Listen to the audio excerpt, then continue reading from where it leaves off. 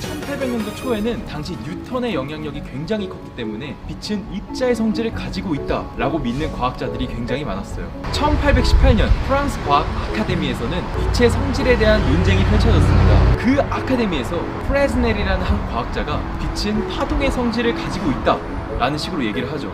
그런데 빛의 입자설을 굉장히 지지하고 있던 한 심사위원인 푸아송은 프레즈넬이 제시한 이론을 굉장히 자세히 들여다보기 시작합니다. 왜냐하면 그의 파동 이론이 틀렸다는 것을 입증하기 위해서 말이죠. 푸아송은 이제 조롱하듯이 이런 말을 합니다. 프레즈넬의 이론이 맞다면 원형 물체 뒤에 생기는 그림자 한가운데에서는 굉장히 밝은 빛이 있어야 된다 라고 얘기를 합니다. 애초에 그림자 한가운데 밝은 점이 있다는 것 자체가 여러분도 본 적 없잖아요. 그 당시에는 정말 말도 안 되는 거라고 생각을 했어요. 그래서 푸아송은 너가 제시한 그 파동 이론 그거 진짜 완전 이상한 이론이야, 너 틀렸어 라고 결론을 내리게 되죠. 그런데 그 아카데미의 헤드이자 심사위원 중 한 분인 아라고라는 사람이 푸아송이 제시한 실험을 직접 해보기로 결심합니다. 어떻게 됐을까요? 정말 그 그림자 한가운데 밝은 빛을 발견했을까요? 용달 선생님 영상 잘 보셨나요? 그분이 얘기하고 싶은 건 뭐냐면은 뉴턴이라는 사람이 옛날에 빛은 입자다 라고 얘기를 했단 말입니다. 근데 워낙 그분의 영향력이 크다 보니까 모든 과학자들은 빛은 입자다 라고 그냥 정설로 받아들였던 것이고요.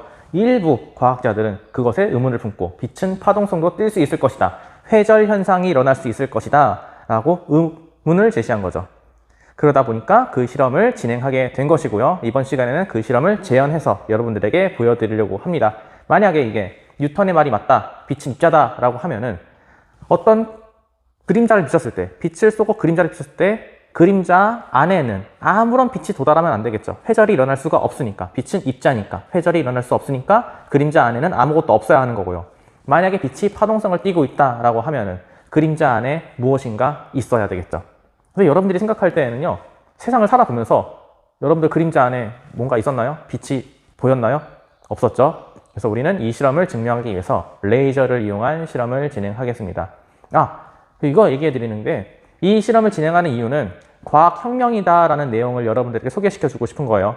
기존에 있었던 어떤 개념이 있다, 그걸 정설로 받아들이고 있었는데 무엇인가 새로운 실험, 새로운 아이디어를 통해서 그것이 뒤집어지면은 우린 그것을 과학혁명이다라고 합니다. 과학혁명.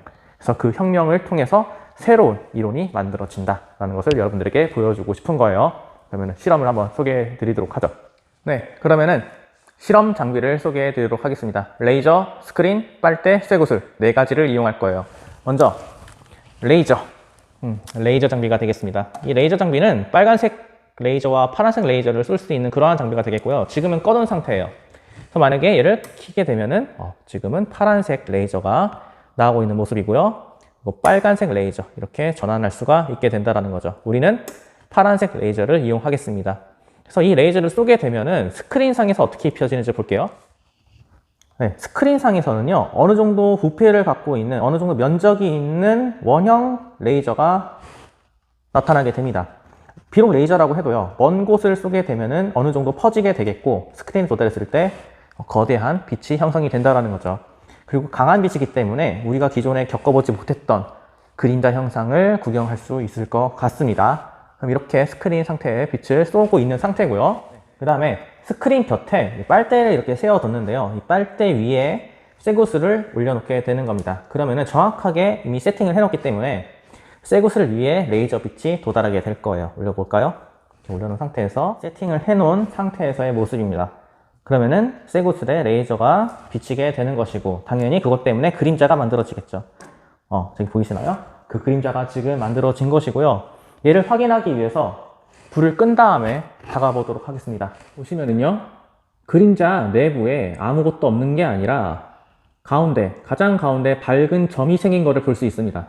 그리고 이게 여러분들 직접 보셔야지 눈에 잘 띄는데, 잘 보시면은요, 그림자 주변에, 테두리 주변에 간선 무늬 같이 어떤 물결 무늬가 있는 거가 보여요. 그래서 이것은 다 뭐냐? 회절 현상에 의해서, 빛의 파동성에 의한 회절 현상에 의해서 이러한 무늬가 만들어진다는 거죠. 그래서 이 실험을 통해서 우리가 알 수 있는 건 뭐였냐?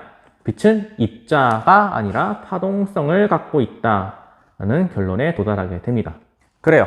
예전에는 뉴턴이 얘기했을 때에는 빛은 입자다라고 그냥 고지고대로 그걸 믿었단 말이에요. 근데 실험을 통해서 빛의 파동성을 보여줄 수 있게 되는 결과가 얻어지게 된 것이고, 기존에 있던 이론이 바뀌게 된 것이죠. 빛은 입자다에서 빛은 파동이다 라는 그런 결론이 만들어진 겁니다. 그래서 우린 이러한 과정을 과학혁명이다 라고 얘기를 하게 되는 거고요.